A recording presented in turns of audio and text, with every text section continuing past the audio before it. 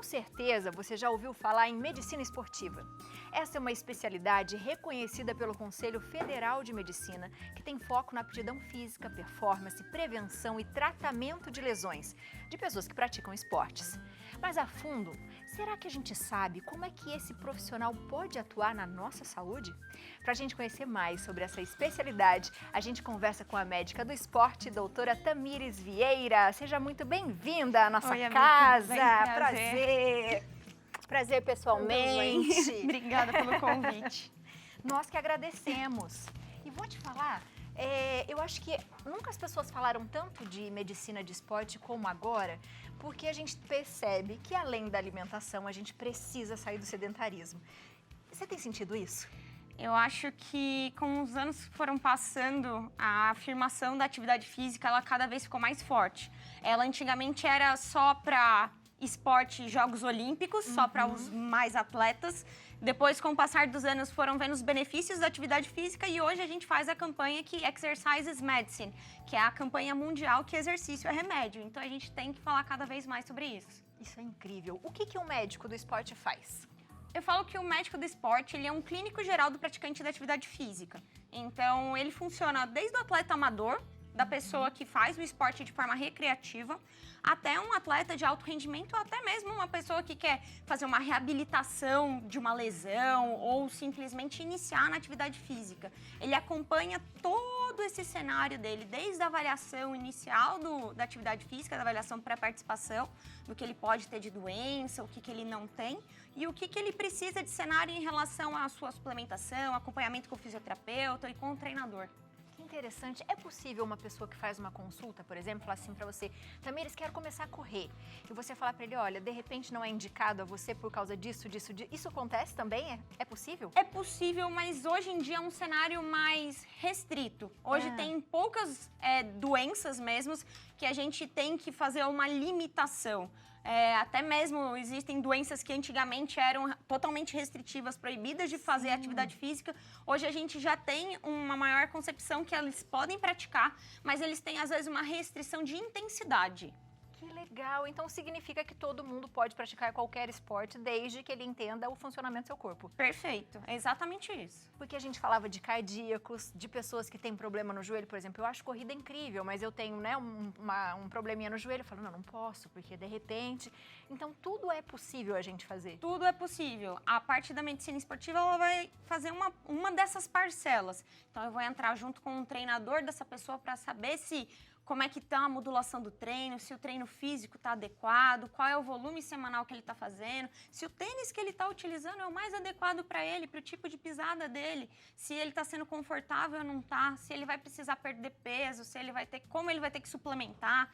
Então a gente acaba fazendo essa integração. Eu falo que o médico do esporte ele não trabalha sozinho, ele trabalha em cima de uma equipe que a gente chama de multidisciplinar. Então ele conversa com todo mundo e todo mundo fica falando a mesma linguagem. E é incrível, porque vocês acabam entendendo de vários assuntos, da fisioterapia, da reumatologia, né? Porque você tá vendo a pessoa como um todo. Exatamente isso. A ideia do médico do esporte é ver o paciente como um todo. E aí a gente, como eu falei, da equipe multidisciplinar, a gente acaba sabendo onde que tem as deficiências do paciente e onde todo mundo pode colocar um pouquinho a mais para ele só seguir no melhor caminho. E é legal você falar disso, porque quando a gente fala de médico do esporte, as pessoas pensam em dieta, em nutrição.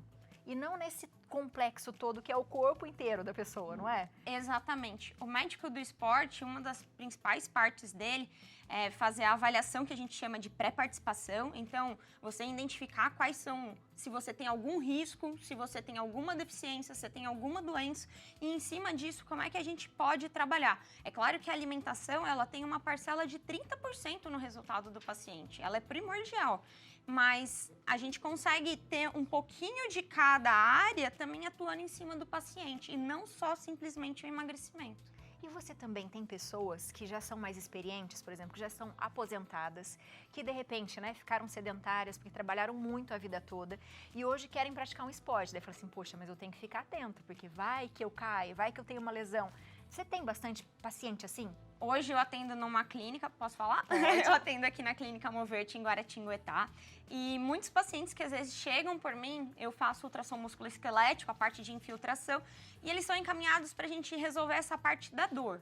E aí acaba fazendo uma consulta, a gente analisa o paciente, eu falo, olha, a senhora se beneficiaria se a gente entrasse com essa suplementação por conta do seu déficit proteico e em cima disso, a entrar com a atividade física nessa intensidade, eu encaminho para o fisioterapeuta ou para o educador físico, dependendo do grau de necessidade, e a gente faz essa integração dentro da clínica.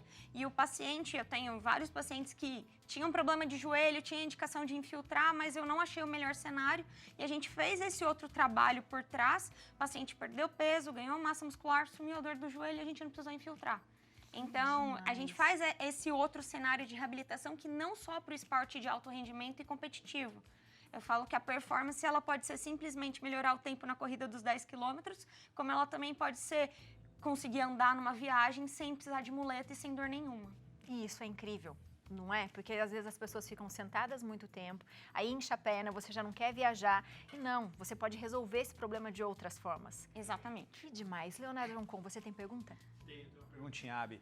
Tá rolando aí uma polêmica no futebol, né, a respeito do gramado sintético. Alguns clubes estão adotando o gramado sintético, mas os outros clubes estão falando que isso pode gerar contusão para os atletas, né? Não consegue deslizar corretamente na grama, isso faz com que prenda o joelho, prenda o tornozelo e tal. Queria saber a sua opinião sobre esse assunto. Se você acha que realmente o gramado sintético pode prejudicar o atleta?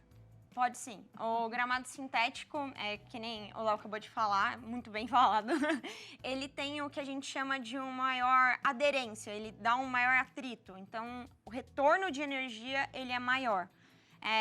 Como a bola não desliza tão bem, da mesma forma a chuteira ela gruda mais. Então, entorse de tornozelo, de joelho, e com isso os estiramentos musculares, lesões de ligamento cruzado anterior e lesões de tendão fibular, que é bem comum do tornozelo, eles acabam sendo mais frequentes. Por que eles não perguntam, né? Ou não avaliam? O problema hoje, a gente sempre fala em relação a custo, né? Um custo de se manter um gramado, a gente acha, é só grama. Não é só isso, né? Ele tem um custo, uma pessoa para estar irrigando, tem que ter um sistema de drenagem muito bom para dias de chuva, tem que saber se o estádio ele tem ele comporta. Muito dos estádios hoje no Brasil, eles já estão, que nem o estádio do Palmeiras, ele tem aquele gramadão bonito lá, mas só que tem muito show que acontece lá. Então, eles têm que fazer uma proteção gigante por trás e tudo isso tem um custo. E aí, simplesmente, às vezes, trocar por um gramado sintético diminui muito esse custo e acaba sendo mais viável para alguns clubes. Você falou um pouquinho de algumas lesões mais comuns. Quais são? Lesão super comum do esporte. Eu acho que a mais famosa, principalmente de corredor, a famosa canelite. A gente tem o que a gente chama de estresse tibial, que é por conta da sobrecarga. A gente pode ter fratura por estresse. A gente pode ter as tendinopatias, né? A inflamação do tendão, bem comum a gente lembrar. Ombro de tenista, cotovelo. Agora também tem beach tênis que tem de monte esse tipo de lesão. Os entorses e os estiramentos musculares. Esses são os principais. É claro que tem aquela parcela de trauma, de acidente, dependendo do esporte, concussão cerebral, fratura. É uma parcela, mas ela é a minoria. A maioria nossa hoje é lesão muscular, tendão e entorse. Seria mais ou menos isso. Interessante. A gente tem aqui uma bancada de alimentos e suplementação. Queria que você falasse um pouquinho pra gente. Vamos lá? Vamos lá.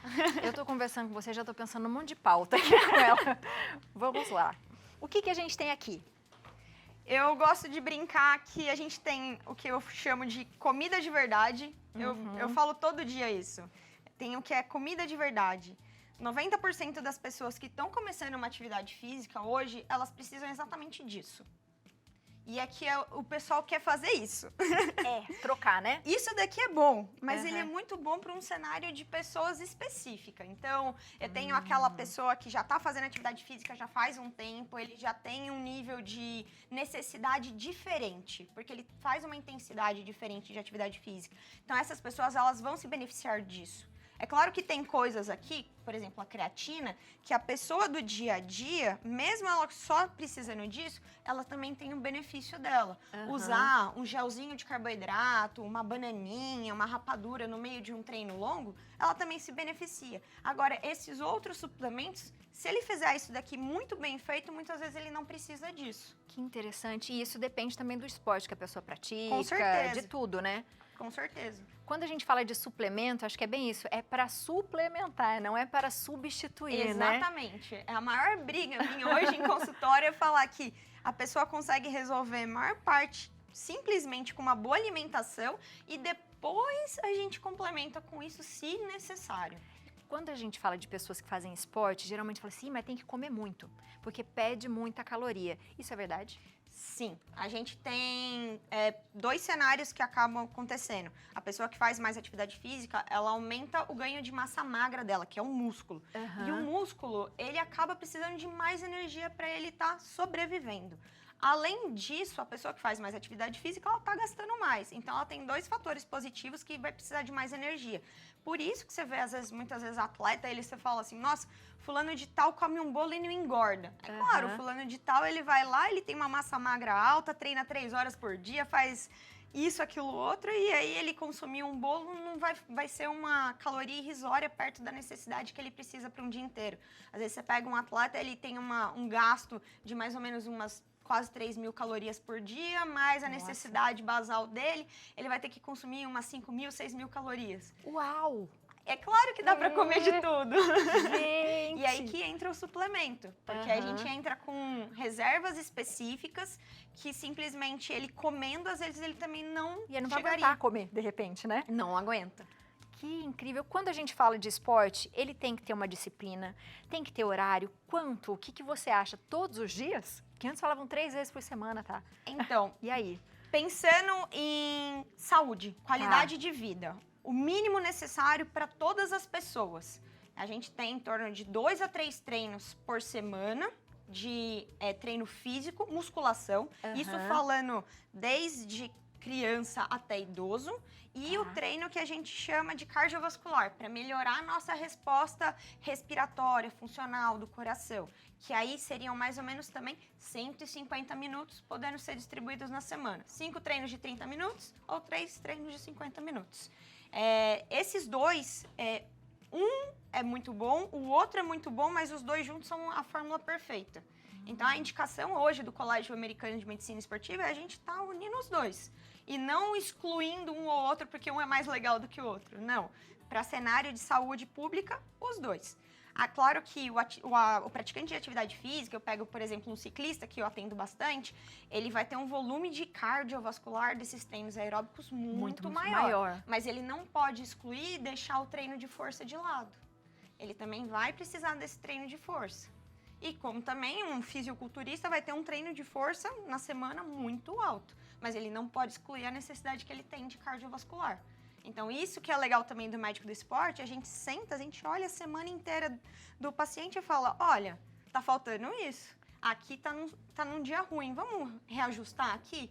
E aí eu converso com o treinador, a gente entra num consenso e aí trilha o melhor caminho para o paciente. Quando a gente fala de esporte, a gente também fala de peso. E as pessoas ficam assim, mas na balança eu tô pesando 70 quilos. O que importa? O peso ou a massa magra? O que a gente pode entender com isso? Para nós mulheres, principalmente, parar de ficar pesando todo dia de manhã. Eu falo que o peso ele é muito importante, mas ele tem, como você disse, as suas observações. Vou dar um caso até de uma paciente minha do Sul, que eu atendi ontem. Ela veio comigo em junho com um cenário lindo e maravilhoso, com uma massa magra alta, com músculo lá em cima, gordura, e ela estava se queixando que tinha ganhado 2 quilos. Eu falei assim, mas você ganhou 2 quilos de massa magra, você tá ótima.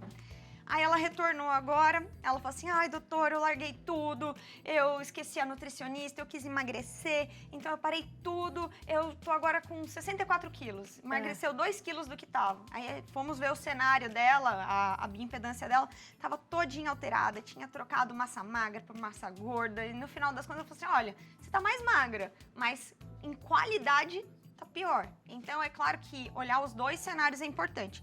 Tem esportes que demandam um peso, principalmente esporte de luta, né, que eles acabam tendo restrições de peso. E os esportes de endurance, eles também, é claro que a gente tem um negócio que a gente chama de peso-potência. Então, é claro que quanto menos a gente estiver carregando de massa gorda, melhor vai ser no final das contas. É como se estivesse levando uma mochilinha extra. E aí, se a gente consegue tirar essa mochilinha extra, não tem problema. Gente, adorei. Quanta coisa, né? Eu fiz um monte de pergunta pra você, abusei dela aqui. E eu falo também. Eu espero que você volte mais vezes, porque a gente fala muito da alimentação aqui no programa, mas é um conjunto, né? E as pessoas precisam entender isso, do esporte, do sedentarismo, que ajuda no humor, ajuda numa qualidade de vida. Sim, é com muito certeza. mais amplo do que a gente imagina. E se você ficou com alguma dúvida, aproveite para segui-la, porque eu acredito que deve ter muita dica. Ela também deve andar de bike, igual o esposo dela, então você aproveita para ver tudo lá. @doutora.tamivieira. O telefone é o 12 3199 4420 e também tem um site que é tamiresvieira.com.br. Adorei. Seja bem-vinda sempre. Obrigada pelo convite. Gostou? Amei. Seja bem-vinda. Muito Obrigada. bom. Léo, que demais. Quanta informação que a gente tem, principalmente quando a gente fala de alimentação e esporte. Porque eu acho que as pessoas achavam antes que esporte eram coisas de atletas. Mas não é isso, é muito mais amplo. A alimentação é tudo, né, gente? A alimentação é tudo. Mas muito legal o que ela falou da junção dos dois, né? Juntar um com o outro ali, muito importante. Legal também da questão da massa magra, trocar a massa magra, né, pela massa musculosa, muito bacana.